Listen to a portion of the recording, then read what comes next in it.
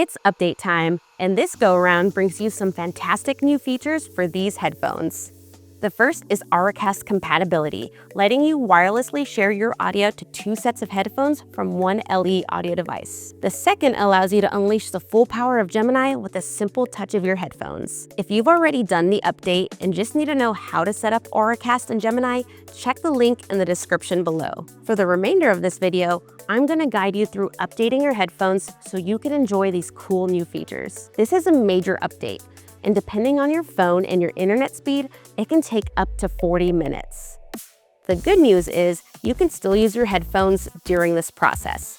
Just make sure they're fully charged. The first step is to make sure you have the Sony Sound Connect app and that it's up to date. The easiest way to do this is to open your app store and type in the app's name. If it says update, go for it. If not, you're ready to go. Now go ahead and turn on your headphones and open up the Sony Sound Connect app. Once they connect, you should see this on the first screen. It'll say something like, the latest audio device software is available. Go ahead and press more info, then read the next page to understand exactly what this update is about. Then when you're ready, press start. You'll notice that the app takes you back to the previous screen.